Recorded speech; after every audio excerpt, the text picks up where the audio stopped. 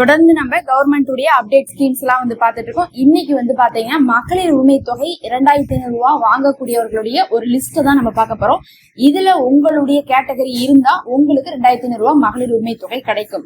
ஏன்னா நமக்கு இந்த மாசம் பாத்தீங்கன்னா 1000 ரூபாய் கிடைச்சிருக்கலாம். ஆனா இது கடந்த ஆட்சியுடைய ஸ்கீம் உடைய கண்டினியூவேஷன் தான். இனி 2500 ரூபாய் கொடுக்கக்கூடியது பாத்தீங்கன்னா இப்பதான் என்ன பண்ணிட்டு இருக்காங்க, மறுபரிசீலனை பண்ணிட்டு அவங்க பெயர்கள்லாம் எடுத்துட்டு இருக்காங்க. இந்த சமயத்துல இப்ப யார இந்த கேட்டகரிக்குள்ள எல்லாம் கொண்டு வராங்களோ அவங்களுக்கு மட்டும் தான் கிடைக்கும். போன தடவை நான் வாங்கினேன், இந்த மாசம் எனக்கு 1000 ரூபாய் வந்திருக்குது அப்படிங்கறக்காக நமக்கு அடுத்த மாசம் கிடைக்கும்னு உறுதியா சொல்ல முடியாது. ஏன்னா இவங்க ஒரு ரெஸ்ட்ரிக்ஷன் வச்சிருக்காங்க, ரூல்ஸ் வச்சிருக்காங்க. இதுக்குள்ள இருக்கவங்களுக்கு தான் நம்ம 2500 ரூபாய் கொடுக்க போறோம் இருக்காங்க. 2500 ரூபாய் அப்படிங்கிறது ஒரு வருஷத்துக்கு நமக்கு 30,000 ரூபாய் காசு வரப்போகுது. அப்ப 30,000 ரூபாய் ஒரு வருஷத்துக்கு வரப்போகுது அப்படிங்கும்போது ஒருத்தவங்களுக்கு இல்ல, கோடிக்கணக்கான மக்களுக்கு வந்துட்டு இருக்கு. ஏற்கனவே 1.25 கோடிக்கு மேல கொடுத்துட்டு இருக்கும் போது இப்ப மறுபடியும் எடுக்கும் போது 2.25 கோடி வரையும் மக்கள் கேட்டுட்டு இருக்காங்க. அப்ப எல்லாருக்கும் கொடுக்க முடியாது இல்ல, அவங்களுக்கு பாத்தீங்கன்னா ரூல்ஸ் எல்லாம் போடுறாங்க. போன தடவை மகளிர் உரிமை தொகை வாங்கும் போது உங்களுடைய இருந்த ஸ்டேட்டஸ் இப்ப 2-3 வருஷத்துல உயர்ந்திருக்கும். அதையெல்லாம் அவங்க செக் பண்ண போறாங்க. அப்ப எப்படி எல்லாம் செக் பண்ண போறாங்க, என்னென்னலாம் பண்ண போறாங்க, என்ன கேட்டகரியில எடுக்க போறாங்கன்னு நான் சொல்றேன். இதுல உங்களுடைய கேட்டகரி வருமானு பாத்துக்கோங்க. வந்துச்சுன்னா நீங்க மகளிர் உரிமை தொகை வாங்க போறீங்கன்னு அர்த்தம். இல்லாட்டினா உங்களுக்கு இந்த தடவை மகளிர் உரிமை தொகை கிடைக்காதுன்னு. அதுல முதல் விஷயம் பாத்தீங்கன்னா, கடந்த ஆட்சியில 60 வயசுக்கு மேல இருக்கவங்களுக்கு மகளிர் உரிமை தொகை கொடுத்துட்டு இருந்தாங்க. இந்த ஆட்சியில 60 வயசுக்கு மேல இருக்கவங்களுக்கு மகளிர் உரிமை தொகை கிடையாது. 60 வயசு கீழே இருக்கவங்களுக்கு மட்டும் தான் மகளிர் உரிமை தொகை. அப்ப 60 வயசுக்கு மேல இருக்கவங்களுக்கு முதியோர் தொகைன்னு சொல்லிட்டு அது தனியா ஸ்கீம் போட்டு கொடுப்பாங்க. அது தனியா ஃபார்ம் கொடுப்பாங்க. அது தனியா பாத்தீங்கன்னா ரூல்ஸ் எல்லாம் இருக்கும். அந்த ரூல்ஸ் எல்லாம் ஃபாலோ பண்ணி தான் நீங்க வாங்குற மாதிரி இருக்கும். அப்ப 60 வயசுக்குள்ள இருக்கிறவங்களுக்கு 2500 ரூபாய் கிடைக்க போகுது. அப்ப போன தடவை யாரெல்லாம் 60 வயசுக்கு மேல வாங்கினீங்களோ அவங்க இப்ப 1000 ரூபாய் வாங்கிருக்கலாம். ஆனா இனி வரக்கூடிய ஆட்சியில உங்களுக்கு வருமா அப்படிங்கிறது, இனி வரக்கூடிய இந்த ஸ்கீம்ல மகளிர் உரிமை தொகை வருமான்னு கேட்டா இப்ப வராது. அதுக்கு பதில் முதியோர்ல வேணா வர்றதுக்கு வாய்ப்பு இருக்கு. ஒண்ணு. ரெண்டாவது பாத்தீங்கன்னா, இது மட்டும் இல்ல, கடந்த ஆட்சியை விட இப்ப உங்களுக்கு லைஃப் ஸ்டைல் மாறி இருக்கும் இல்ல, கண்டிப்பா வருமானம் உயர்ந்திருக்கிறதுக்கான வாய்ப்பு இருக்கு. அதை செக் பண்றாங்க. அதை செக் பண்ணும் போது 2.5 லட்சம் ரூபாய்க்கு மேல வருஷத்துக்கான வருமானம் இருந்துச்சுன்னா உங்களுக்கு என்ன பண்ண மாட்டாங்க, மகளிர் உரிமை தொகை கொடுக்க மாட்டாங்க. அப்ப கடந்த ஆட்சியில நீங்க வாங்கும் போது உங்களுக்கு கம்மியா இருந்திருக்கலாம், இப்ப உங்களுக்கு உயர்ந்திருக்கலாம். அதையும் அவங்க செக் பண்றாங்க. அதே மாதிரி கடந்த தடவை நான் ஐடி ஃபைல் பண்ணல, வாங்கிட்டேன். இந்த தடவை நான் ஐடி ஃபைல் பண்றேன் அப்படின்னு சொன்னா இந்த தடவை உங்களுக்கு கண்டிப்பா மகளிர் உரிமை தொகை கிடைக்காது. அதே போலதான் பாத்தீங்கன்னா, கடந்த தடவை சிலர்லாம் போலி டாக்குமெண்ட் கூட கொடுத்து வாங்கிருக்கலாம். நிறைய பேர் சொல்றாங்க தகுதியானவங்களுக்கு கிடைக்கல. ஒரு சிலர் தகுதி இல்லாதவங்க எல்லாம் என்ன பண்ணிட்டாங்க, சொந்த வீடு வச்சு கார் வச்சு கூட அவங்க எல்லாம் வாங்கிட்டாங்க அப்படின்னு சொல்றாங்க. அந்த மாதிரி இருந்தா அதையெல்லாம் இந்த தடவை என்ன பண்றாங்க, ரிமூவ் பண்றாங்க. அப்ப கடந்த ஆட்சியில எலிஜிபிலிட்டி இல்லாம வாங்கினவங்களை இந்த தடவை ரிமூவ் பண்ண போறதா சொல்லியிருக்காங்க. அடுத்தது ரொம்ப முக்கியமா ரேஷன் கார்டு, AAY அப்படின்னு சொல்லக்கூடிய ரேஷன் கார்டுக்கு கொடுக்க போவதாக சொல்லியிருக்காங்க. யார் இந்த AAYன்னு கேட்டீங்கன்னா, அந்தி யோதயா அன்ன யோஜனா அப்படின்னு சொல்லக்கூடிய ரேஷன் கார்டு வச்சிருக்கோங்க. இவங்க ரொம்ப ஏழ்மையான குடும்பங்களுக்கு மட்டும்தான் இந்த ரேஷன் கார்டு கொடுத்திருக்காங்க. முக்கியமா நிரந்தரமா அவங்களுக்கு வருமானம் இருக்காது. அவங்களுக்கு தினக்கூலி தான். ஒரு நாளைக்கு வேலைக்கு செஞ்சா 50 ரூபாய் கிடைக்கும், 100 ரூபாய் கிடைக்கும், 200 ரூபாய் கிடைக்கும். நிரந்தரமா இதுதான் வேலை வருமானம் சொல்ல முடியாது. அவங்க வேலைக்கு போனா அந்த அன்னைக்கு ஒரு கூலி அப்படின்ற மாதிரி இருக்கும். அதே மாதிரி முதியோர்கள் மற்றும் நோயாளிகளுக்கு அரசு வழங்கும் சிறப்பு குடும்ப அட்டையாக இது இருக்குது. இந்த AAY அப்படிதான் வச்சிருக்காங்க. இந்த முக்கிய அம்சங்கள் பாத்தீங்கன்னா எதுக்குன்னா, ரொம்ப முக்கியமா வறுமை கோட்டிற்கு கீழே உள்ள ஏழ்மையான குடும்பங்களுக்கு மாசம் 35 கிலோ அரிசி மானிய விலையில வாங்குறதுக்காக இவங்க கொடுத்திருக்காங்க. இன்னும் பாத்தீங்கன்னா நிலம் இல்லாதவங்களுக்கு, விதவைகளுக்கு எல்லாத்துக்குமே இதை கொடுத்திருக்காங்க. அப்படிப்பட்டவங்களுக்கு இந்த தடவை 2500 ரூபாய் வழங்க போவதாக சொல்லியிருக்காங்க. அப்போ உங்களுடைய ரேஷன் கார்டு எடுத்து பாத்தீங்கன்னா தெரியும், அதுல AAYன்னு எழுதியிருந்தா உங்களுக்கு 2500 ரூபாய் வரப்போகுது அப்படின்னு அர்த்தம். அடுத்து PHH அப்படின்னு சொல்லக்கூடிய ration card, priority house hold ration card.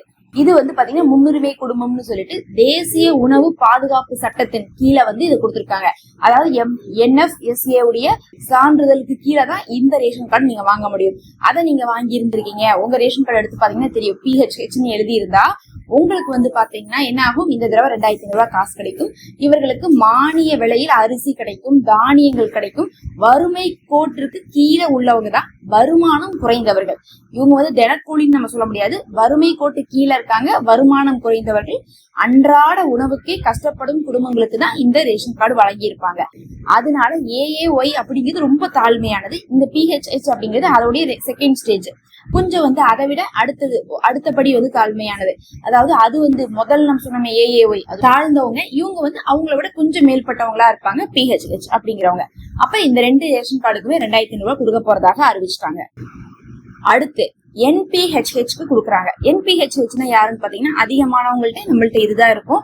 NPHHங்கிறது நான் பிரியாரிட்டி ஹவுஸ் ஹோல்ட் அப்படின்னு சொல்லக்கூடிய ரேஷன் கார்டு. இது வந்து தனிநபர் முன்னுரிமை இல்லாத குடும்ப அட்டை தான். இது வந்து வறுமை கோட்டிற்கு மேலதான் இருப்பாங்க, அபவ் பாவர்ட்டி லைன். இவங்க வறுமை கோட்டுக்கு கீழேன்னு சொல்லல, நடுத்தர வருவாய் கொண்ட குடும்பம்னு சொல்லுவாங்க. அதாவது முதல் பார்த்தது தினக்கூலி, ரெண்டாவது பார்த்தது வந்து ஒரு வருமானம் இருக்கும் ஆனா குறைந்த வருமானம். இது வந்து பாத்தீங்கன்னா நிரந்தர வருமானம் இருக்கும் ஆனா ஒரு நடுத்தர குடும்பம். அதாவது நம்ம சொல்லுவோம்ல மிடில் கிளாஸ் லைஃப் அப்படி. அதே மாதிரி அரிசி பிற பொருட்கள் இதுல நம்ம வாங்கிக்கலாம். அப்ப மூணுலயுமே நம்ம அரிசி வாங்குறவங்களா தான் இருக்கிறாங்க. AAYயும் அரிசி கார்டு தான், PHHவும் அரிசி கார்டு தான், NPHHவும் அரிசி கார்டு தான். மொத்தத்துல அரிசி கார்டுக்கு தான் 2500 ரூபாய் கொடுக்குறாங்க. இது வந்து பாத்தீங்கன்னா சக்கரை அரிசி எல்லாமே இதுல வாங்கி கொள்ளக்கூடிய கார்டு. அதிகமானவங்க இதைதான் வச்சிருக்காங்க. இவங்களுக்கு 2500 ரூபாய் கிடைக்க போகுது. அப்ப NPHH கிடைக்கும். இந்த இடத்துல NPHHல வரக்கூடிய எஸ்க்கு கிடைக்குமான்னு கேட்டீங்கன்னா கிடைக்காது. அது சக்கரை கார்டு. சக்கரை கார்டுக்கு வந்து பாத்தீங்கன்னா உங்களுக்கு கொடுக்க மாட்டாங்க. அடுத்தது NPHHலயே வரக்கூடிய NC அப்படின்னு ஒண்ணு இருக்கு, அதுக்கு கிடைக்கவே கிடைக்காது. அதெல்லாம் வந்து பாத்தீங்கன்னா ரொம்ப பொருளாதாரத்துல உயர்ந்தவங்களுக்கு கொடுக்கக்கூடிய கார்டு. அப்ப NPHHக்கு மட்டும் தான் கிடைக்கும். NPHHல வரக்கூடிய NCக்கோ எஸ்க்கோ கிடைக்காது. மொத்தத்துல சக்கரை கார்டுக்கு, அதுக்கப்புறம் வெறும் அட்ரஸ் ப்ரூஃபுக்கு மட்டும் ரேஷன் கார்டு வாங்கினவங்களுக்கு கிடைக்காது. இவங்களுக்குலாம் தான் கிடைக்க போகுதுன்னு சொல்லிட்டு அறிவிப்பு வந்திருக்குது. இது இல்லாம வந்து பாத்தீங்கன்னா நம்ம சொன்ன மாதிரி கவர்மெண்ட் சர்வெண்டா இருக்கிறாங்களான்னு பாப்பாங்க. நீங்க கவர்மெண்ட்ல வேலை செஞ்சுட்டு இருந்தீங்க, ரிட்டையர் ஆயிருந்தீங்கன்னா உங்களுக்கு கிடைக்காது. ஏன்னா கவர்மெண்ட்ல ரிட்டையர் ஆனவங்களுக்கு என்ன வரும், ரிட்டையர்மெண்ட் ஃபீஸ் வரும். அவங்களுக்கு எதுக்கு நம்ம வந்து கொடுக்க மாட்டாங்க. ரிட்டையர்மெண்ட் ஆனவங்களுக்கும் வராது, கவர்மெண்ட்ல இருக்கிறவங்களுக்கும் வராது, சொத்து வந்து நிறைய வச்சிருக்கவங்களுக்கும் வராது, அதே மாதிரி 4 சக்கர வாகனங்களை வைத்திருக்கவங்களுக்கும் வராது. அதனால வந்து பாத்தீங்கன்னா இதெல்லாம் செக் பண்ணிட்டு ஐடி ஃபைல் பண்றீங்களா, வருஷத்துக்கு 2.5 லட்சத்துக்கு மேல சம்பாதிக்கிறீங்களா, எல்லாமே வந்து பாப்பாங்க. இதையெல்லாம் பார்த்துட்டு தான் வந்து பாத்தீங்கன்னா உங்களுக்கு கொடுப்பாங்க. மொத்தத்துல வந்து பாத்தீங்கன்னா இந்த தடவை வந்து லிஸ்டே வேற மாதிரிதான் வரப்போகுது. அப்படியே இருந்தவங்க இந்த தடவை வருவாங்கன்னு சொல்ல முடியாது. அதே சமயத்துல இதுல 2 சந்தேகம் வந்திருக்கு எல்லாருக்கும். என்னன்னா இப்ப வந்து என்ன சொல்லிட்டு இருக்காங்கன்னா, முதியோருக்கு வந்து நாங்க லிஸ்ட் எடுத்துட்டு இருக்கோம் அப்படின்னு இருக்காங்க. ஏன்னா வந்து அவங்களை பிரிக்கிறாங்கல்ல மகளிர் உரிமை தொகையில இருந்து, கடைசிக்கு அவங்களை என்ன பண்ணும், முதியோர்ல சேர்த்துங்கிறதுக்காக அதை வந்து லிஸ்ட் எடுத்துட்டு இருக்காங்களாமா. லிஸ்ட் எடுத்துட்டு இருக்காங்கன்னா என்ன அர்த்தம், முதல்ல வந்து அப்ளை பண்ண சொல்லிடுவாங்க, நம்ம போய் அப்ளை பண்ணுவோம், அதுக்கப்புறம் வந்து அதை ரிஜெக்ட் பண்ணுவாங்க, செலக்ட் பண்ணுவாங்க.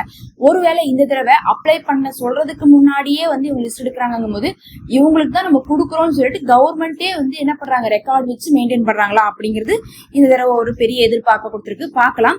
பொதுவா வந்து மகளிர் உரிமை தொகைனா ஃபார்மை கொடுத்து ஃபில் பண்ண சொல்லுவாங்க. இன்னும் ஃபார்ம் கொடுக்கல, தெளிவா சொல்றோம், இன்னும் ஃபார்ம் கொடுக்கல, இனிமேல் தான் கொடுப்பாங்க. எப்ப கொடுப்பாங்கன்னு பார்க்கும்போது இன்னும் ஒரு 3-4 மாசம் ஆகும்னு கூட சொல்லப்படுது. அதுவரை இந்த 1000 ரூபாய் கண்டினியூ ஆயிட்டு இருக்கும். அப்ப ஒரு 3-4 மாசம் கழிச்சுதான் வந்து வரும். ஏன்னா பட்ஜெட் ஒதுக்கணும், அதுக்கப்புறம் வந்து பாத்தீங்கன்னா அந்த 2500 ரூபாய்க்கு வந்து ஆட்களையே எடுக்கணும். எடுத்ததுக்கு அப்புறம் தான் உங்களுக்கு என்ன பண்ணுவாங்க, கொடுப்பாங்க. ஒருவேளை லிஸ்ட் எடுத்து அவங்க கொடுக்குற மாதிரி இருந்தா அப்ளிகேஷன் பண்றதுக்கு தேவையே இருக்காது. அவங்களே லிஸ்ட்ல வந்து எலிஜிபிலிட்டி எல்லாம் பார்த்து என்ன பண்ணுவாங்க, கவர்மெண்டே ஆட்களை தேர்ந்து எடுத்து அவங்களுக்கு மெசேஜ் அனுப்புறதுக்கு வாய்ப்பு இருக்கு, உங்களுக்கு நாங்க தேர்ந்தெடுத்துருக்கோன்ட்டு. இல்லைன்னா பழையபடி அப்ளிகேஷனை போட்டு அந்த அப்ளிகேஷனை செக் பண்ணிட்டு உங்களுக்கு செலக்டா ரிஜெக்டான்னு சொல்றதுக்கு வாய்ப்பு இருக்கு. எது இருந்தாலும் நம்ம அப்டேட் தகவலை நம்ம கொடுத்துக்கிட்டே இருப்போம். சப்ஸ்கிரைப் பண்ணி பாருங்க. அப்பதான் அதை பத்தி ஏதாவது மேலதிகமான தகவல் வந்தா உங்க இடத்துல கொண்டு வந்து சேர்த்துருக்கு எங்களுக்கு உதவியா இருக்கும். நம்ம சேனல்ல மெம்பர்ஷிப் இருக்குது, ஜாயின் பண்ணிக்கோங்க. அது எங்களுக்கு ஒரு சப்போர்ட்டா இருக்கும்.